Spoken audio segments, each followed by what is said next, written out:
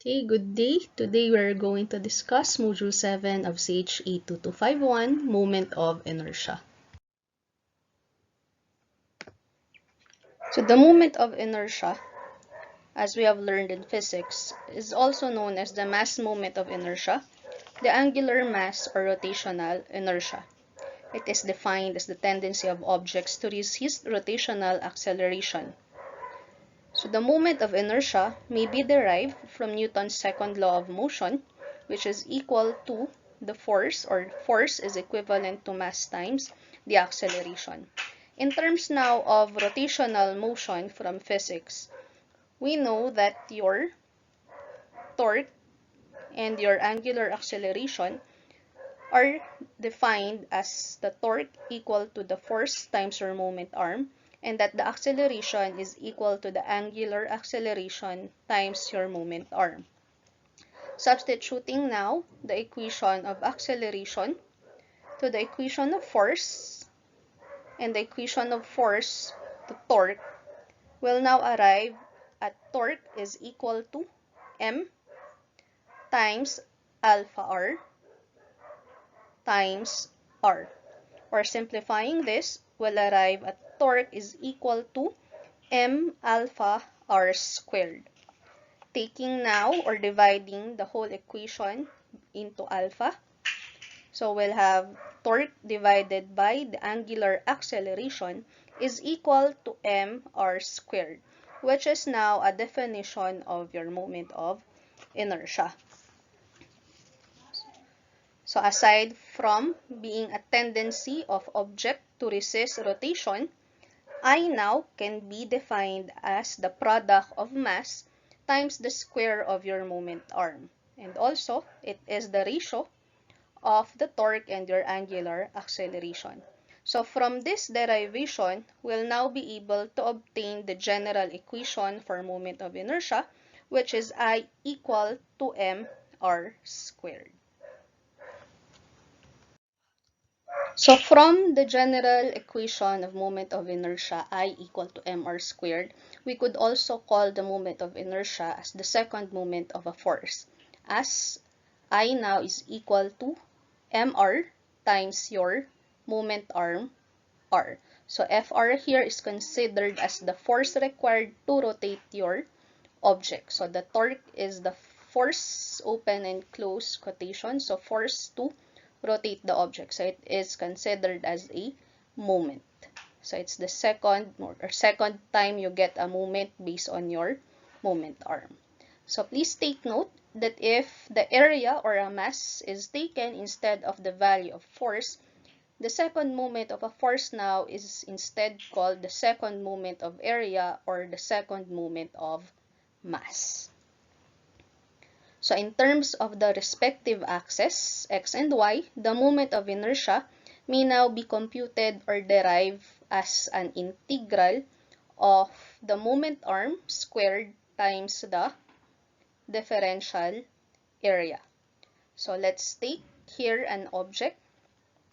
For example, I will be taking a strip or a portion of that object, and this strip now will be considered as my dA or my differential area. So at a certain point here, I will have a value of y, which is the moment arm when I am rotating about the x-axis. And this will be my moment arm x if I will be rotating about the y-axis. So if I'm going to divide now this object into different or several parts, each part now will have its own moment arms. So I'll have x1, x2, x3, and x4. So the sum now of x1 squared times the area of this section plus x2 squared times the area of the second area or second portion plus x3 squared times the area of the third cut section plus x4 squared times the area of this last section is equal to the moment of inertia about the y-axis. Or the total sum now is also equal to the integral of x squared times dA. Okay, so the integral here is simply equivalent to the sum of x squared times the area. So if I will have y, then, or if I will have ix in terms of, or in terms of the moment about x, then I will have y1, y2, y3, and y4, which will be used in this equation. So next we have the polar moment of inertia, which is denoted by the letter J, or capital J. It is defined as the moment of inertia of a cross-section with respect to a polar axis. The polar axis is defined as an axis perpendicular to the plane of a cross-section or of the area considered. So the polar moment of inertia is also defined as the sum of any two moments of inertia about axes perpendicular to each other. Or that is now J about Z is equal to the moment of inertia about x plus the moment of inertia about y. So to understand polar moment of inertia, let's consider this block. So the block now will have axis of rotation along the x-axis, the y-axis, and your z-axis. So with this, we take into consideration this surface. So let's draw this surface with your x, y, and your z-axis. And we'll have here your differential area.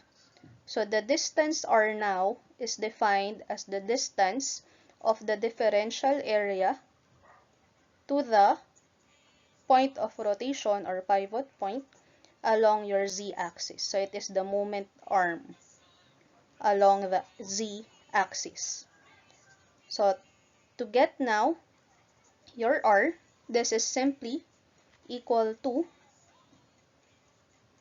the y distance measured from the x-axis. So this one is your y.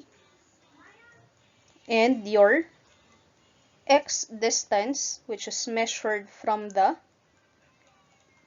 y-axis. So if you're going to notice, we will have now a right triangle, or the distance now between these 2 points is your r, or the moment arm of the differential area and the point of rotation.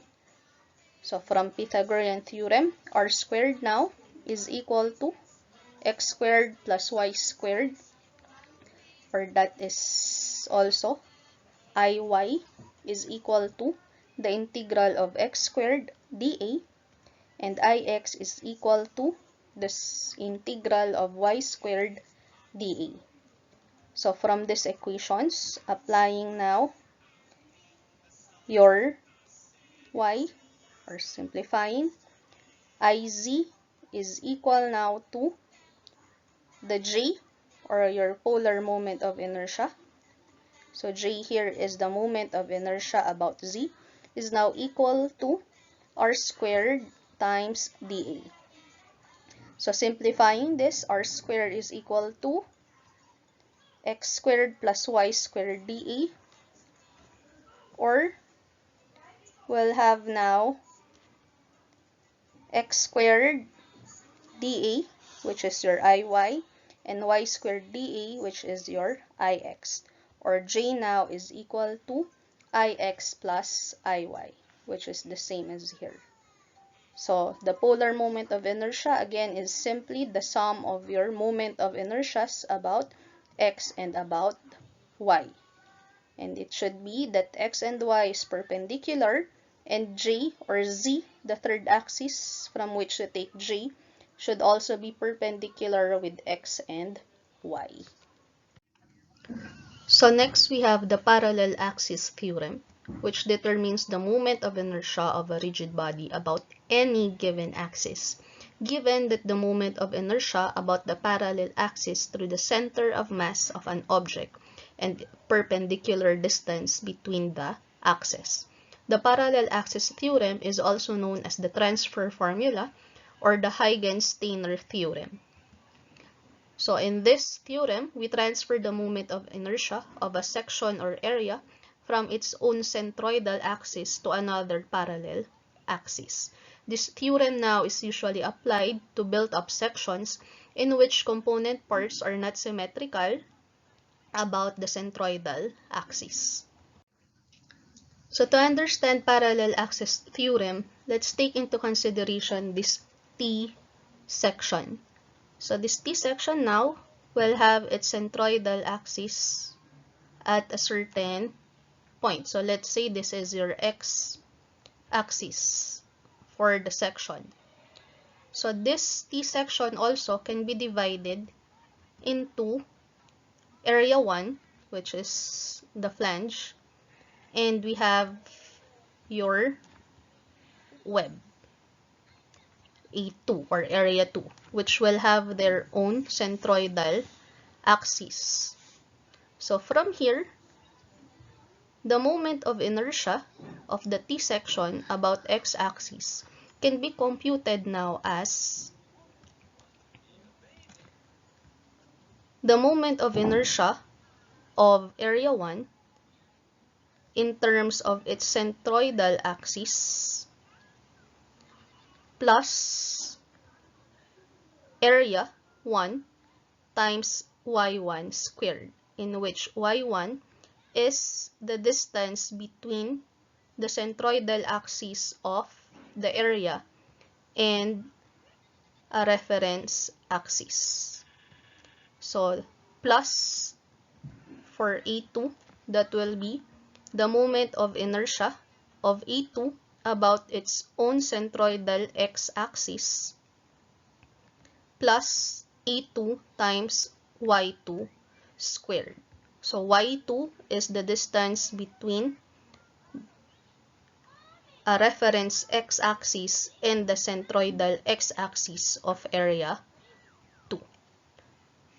So basically, for parallel axis theorem or the transfer formula, Ix is equal to Icx plus Ay squared. Okay? So if you have several sections, that is the sum of Icx plus Ay squared. So for our variables, Ix is your moment of inertia about the x-axis or reference x-axis. Icx is the moment of inertia about the centroidal axis parallel to the x-axis. A is the area of your section, and y is the perpendicular distance between the parallel axis and the centroidal axis. So in terms of the y-axis, so let's have this composite section. So let's take the moment of inertia about y, so that is Iy. So we can now take this section as A1, this section, and section 2, A2. So they will have their own centroidal y-axis. So from transfer formula, that is now equal to Icy, or the moment of inertia along the centroid of the area, plus area times x1 squared. Again, x here is the distance between the reference axis and the center or centroidal axis of area 1. So plus for section 2, that will be Icy2 plus A2 x squared.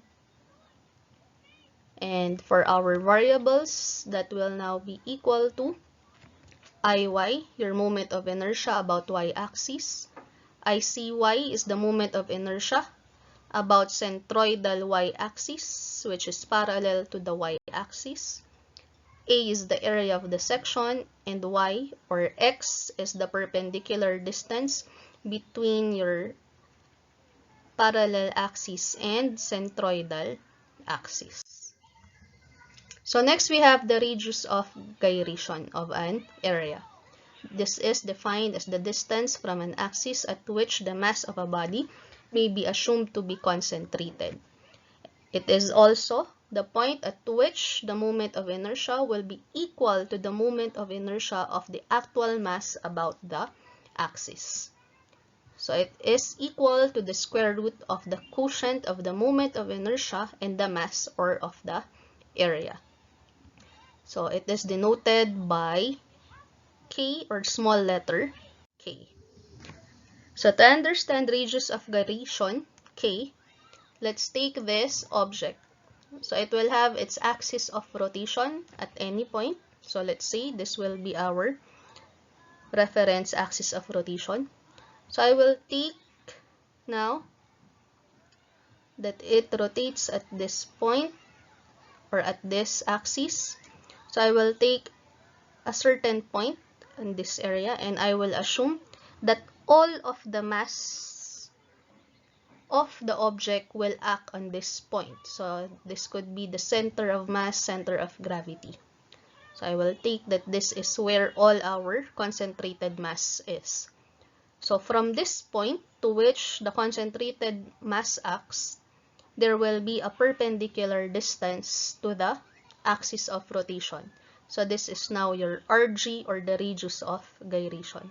So taking into account the equation of moment of inertia, mr squared, we could now write this as mRg squared, or the moment of inertia is equal to the mass of the object times the radius of gyration squared.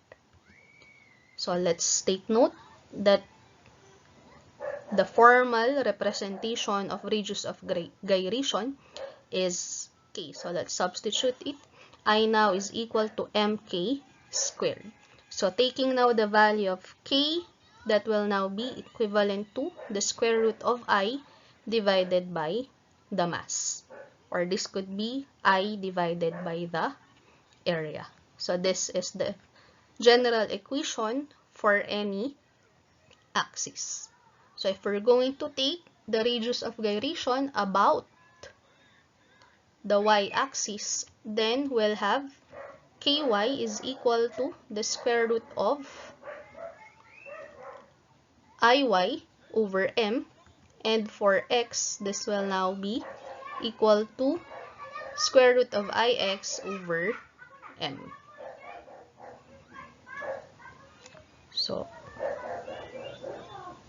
So that is rotation about x. Kx is the distance measured from the x-axis, or the axis of rotation.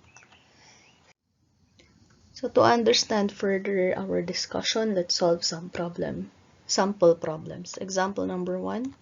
Calculate for the moment of inertia and radius of gyration about the x-axis for the shaded area shown. So for our solution, we can divide our given area by the 100 by 150 plate. Subtracted is the 25 radius hole. So we could tabulate our answers now. So we'll have the section, the centroidal moment of inertia about x, the area, our vertical distance or y distance measured from the x-axis, and by transfer formula or parallel axis theorem, the total moment of inertia about x now, for example, problem 1 is equal to the centroidal moment of inertia about x plus the area y squared. So let's start off with the first section, A1. So based from your handouts or your modules, the centroidal moment of inertia about x of a rectangle is given as bh cubed over 12. So substituting the values, we'll have now a value of 28,125,000. For the area, that will now be equivalent to 150 times 100 or 15,000. For the y, now centroid of a rectangle is 1/2 of its height for y, so measured from the x-axis, that is now equal to 75 millimeters, and ix is equal to centroidal plus area times y squared, giving us a value of 112.5 times 10 raised to 6. Next section, we have E2. So from your handouts again, centroidal moment of inertia about x-axis for a circle is pi r raised to 4 all over 4. So substituting the value of the radius, we'll get now I bar x is 306.796.158. So area of a circle is pi r squared. Area now is 625 pi. So from the x-axis, the center now of the circle or area 2 is 75 mm based from our figure. So it will give now us a value of 11.351 times 10 raised to 6. So we solve now for the total value of the area and your Ix. So area now is area 1 minus area 2. Total area is 13,036.505. And for the total moment of inertia about the x-axis will be Ix of area 1 minus Ix of area 2. So it will give us a value of 101.149 times 10 raised to 6. So for our radius of gyration, it will now be solved as kx is equal to the square root of Ix all over the area. So substituting the value of Ix and the total area, kx now is equivalent to 88.085 millimeters. So next, let's have example number 2. Determine the moments of inertia with respect to the x and y axis of the shaded area. So to solve for this problem, we start off first with the moment of inertia about the x-axis or with respect to the x-axis Ix. So again, let's tabulate our answers. We have the section or the part, your centroidal moment of inertia about x, area, the y distance between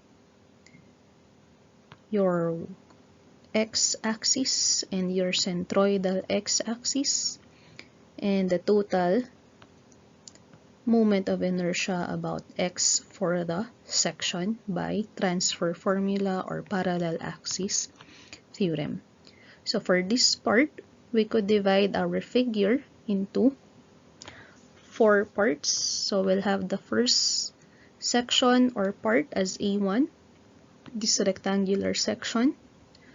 So it will have an centroidal moment of inertia, bar Ix, as bh cubed all over 12, or that is now b6 times 9 cubed all over 12, giving us a value of 364.5.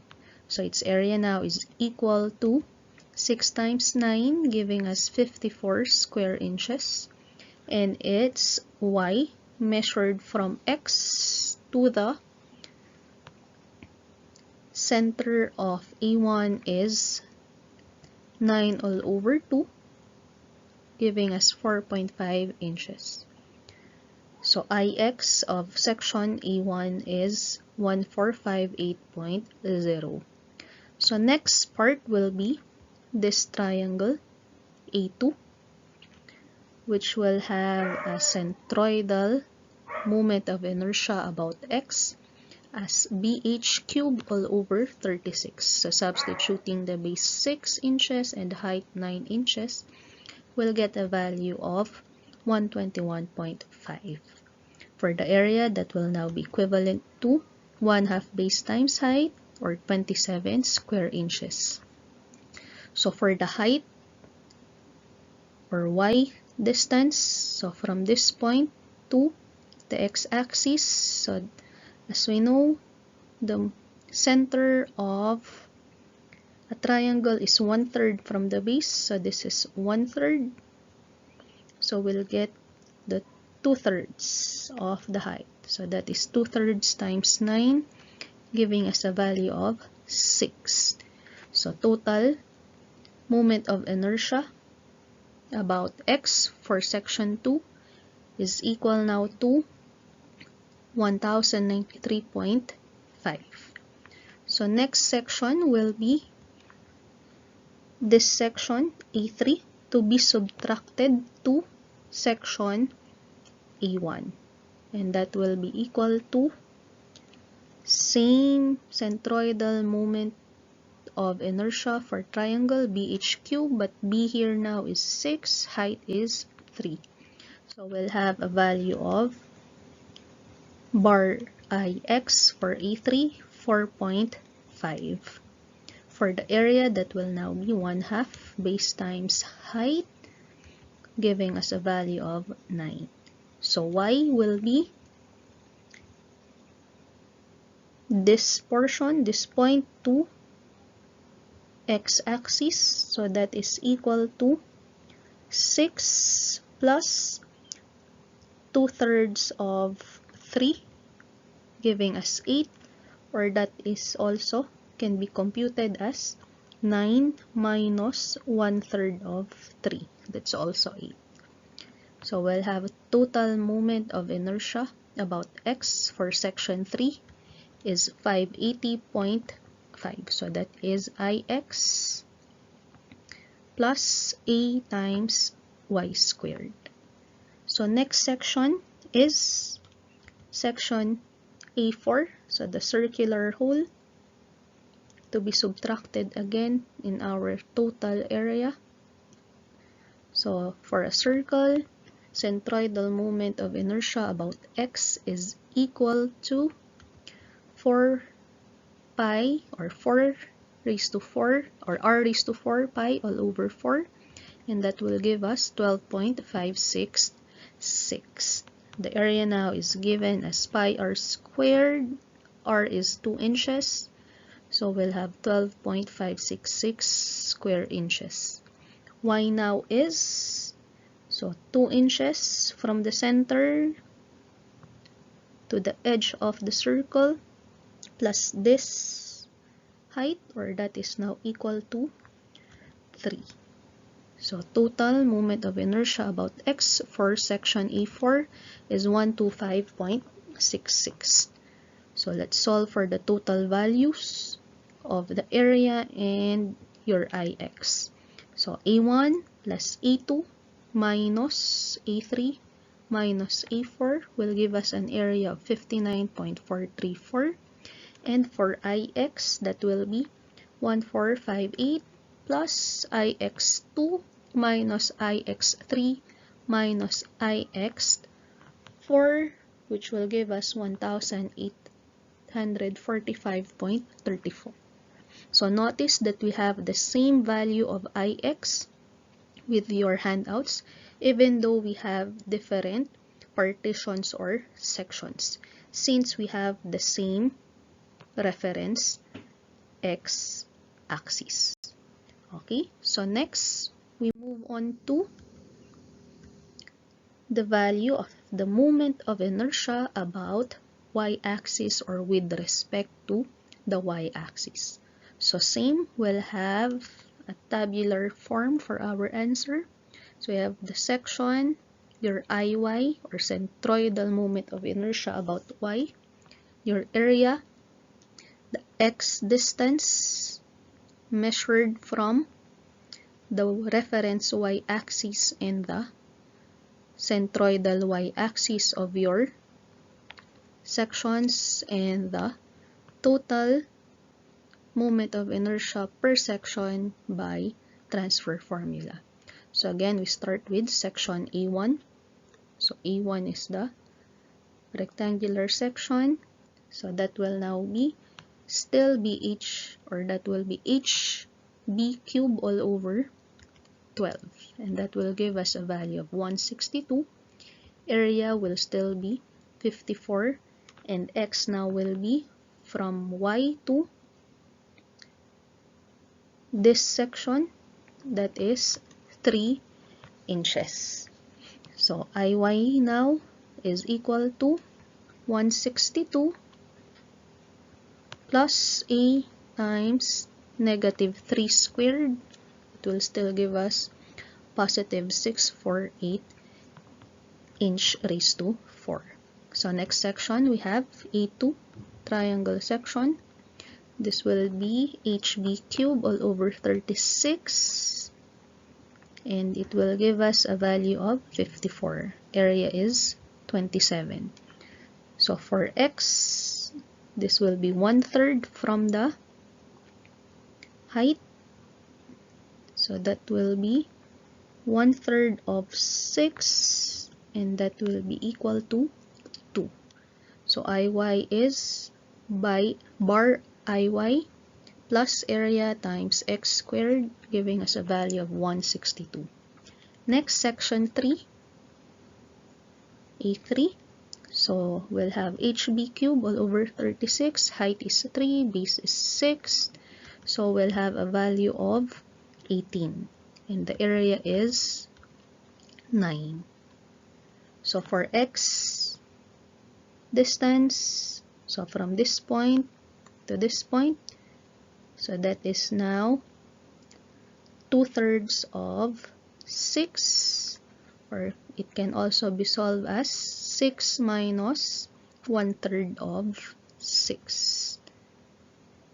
So it will give us negative 4. So negative, since it is on the left side of the reference y-axis. So IY now for A3 is 162. So that is 18 plus A times X squared. And then next we'll have A4 circular section. So we'll have pi r raised to 4 all over 4. So IY is 12.566. Area is also 12.566 from pi r squared. Distance now of the center of circle to your reference y-axis is 3 inches, and it's also negative since it is on the left side. So for E1, that's also negative since it's also on the left side. So we'll have now 125.66, applying your transfer formula. So solving for the total, again for area, A1 plus A2 minus 9 minus 12.566. So we'll also get 59.44. IY will be 648 plus 162 minus 162 minus 125.66, giving us 522.34. So again, check your modules. We also arrive at the same value of IY, even if we have different partitions or sections. Again, because we have the same reference axis. Okay, so next example, we have example 3. Based from the previous problem, we now determine the centroidal moments of the sections, or of the shaded section. So to solve for the centroidal moment, we have to first identify our location for the centroids, or the center of the section. So for the centroidal axis, XO and YO, we now solve it again tabular form. So we have the parts or sections A1, 2, 3, 4, the area, it's x distance, y distance, and ax and ay. So we have for section A1, we have area is 54 from our computation in example 2. X of A1 is 3. Y of A1 is 4.5. So AX is negative 162. AY is 243. Next, we have section A2. So from example 3, computed area was 27. So X is 2/3 or 1/3 of 6. So that's 2. Y is 2/3 of 9. That's 6. So AX is 54. AY is 162. Next, section A3. Area is negative 9 as it is to be subtracted. X is 2/3 of 6, so negative 4. Y is 9 minus 1/3 of 9, so 8. AX will be 36 and AY is negative 72. For section 4, area is 12.566, negative since it's to be subtracted. X is negative 3 to the left. Y is 3. So AX now will be 37.698 and AY is negative 37.698. So solving for the total value for area, that's 59.434. AX will have a value of negative 34.302. So you include the sign convention for your AX, also your X. So AY will be 295.302. So solving for our centroids, that will be AX divided by A total. So that is negative 34.302 all over 59.434, or bar X now, or the location of x-axis is 0.577 inches. It's negative, meaning it is on the left side of your reference y-axis. And then for bar y, that is now equal to the sum of AY all over A total. That will give us 295.302 all over 59.434. So bar y now is 4.969, meaning positive, so it is above your reference x-axis, or the centroidal axis now are on this location, or the center of the section is at this point.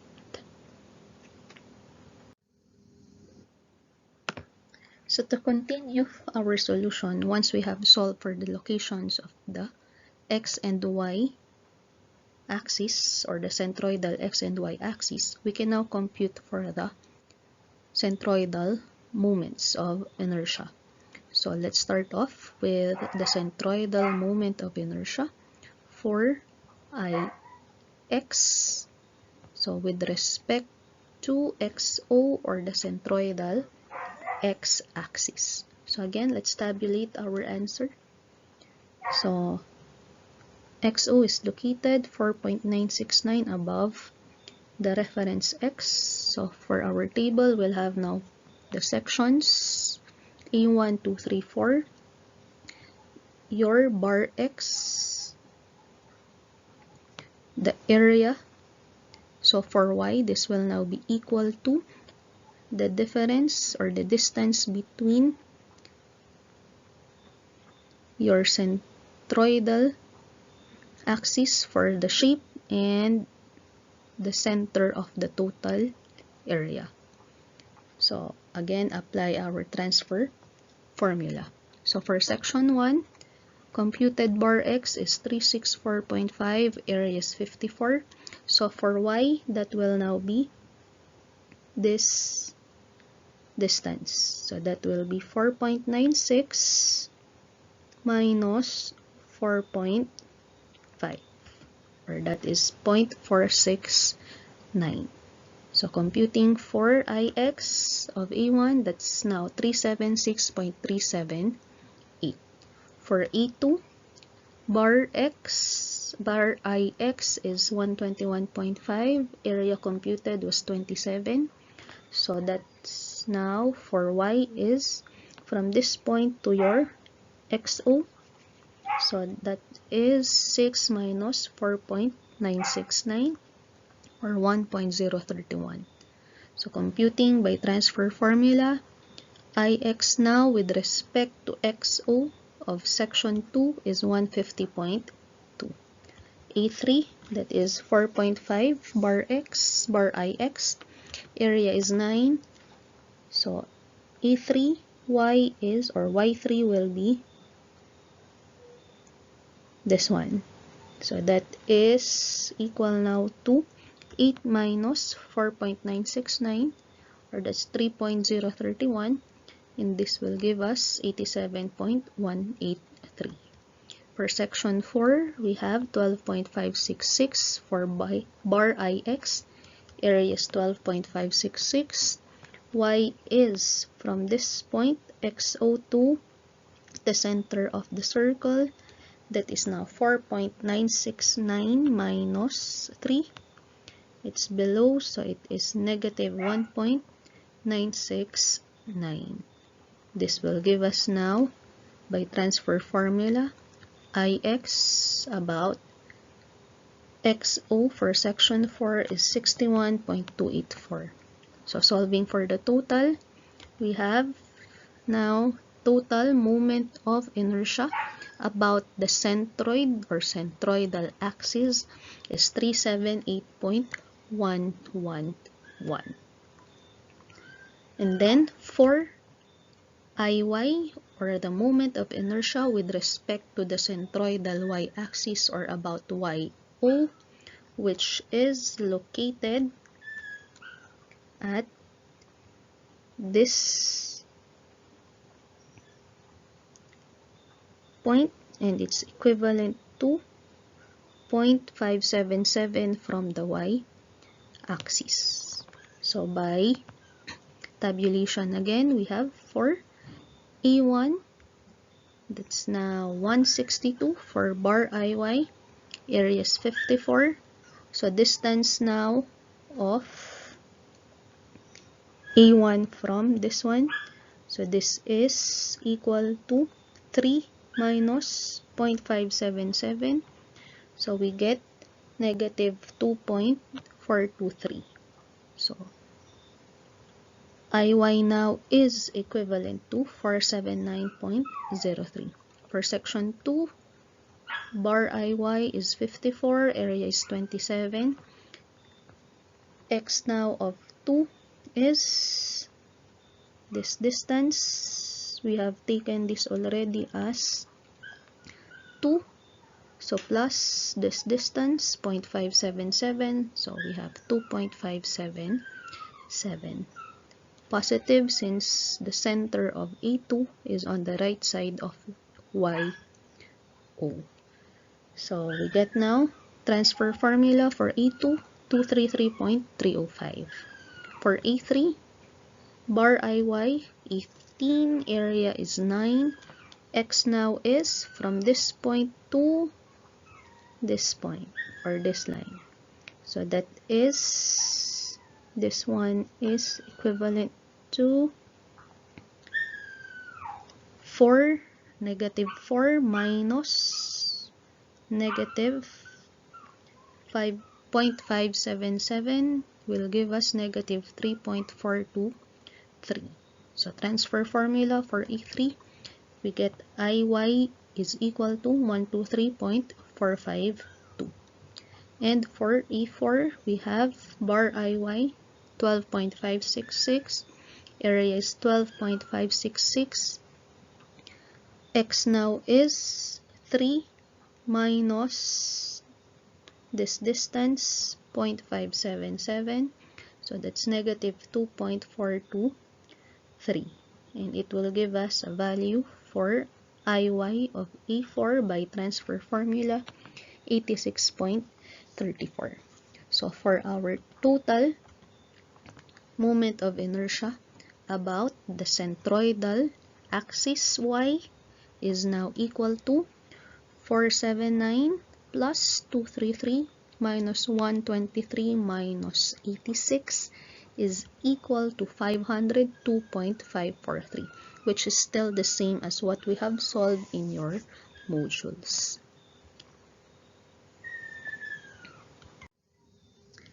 So summary for problem 2 and 3. For our preferred axis, the given axis in the problem, x and y. So moments of inertia computed was 1845.34 and Iy is 522.34. So about the centroidal axis, xo and yo, that is now Ixo 378.111 and Iyo is 502.543. So to check for our answer, let us use the transfer formula. Ix equal to Ixo plus Ay squared.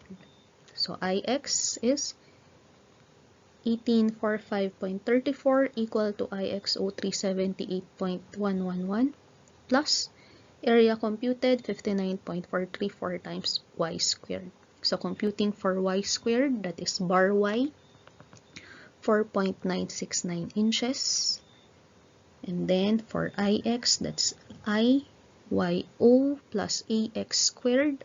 So Iy is 522.34 equal to centroidal 502.543 plus 59.434 times x squared.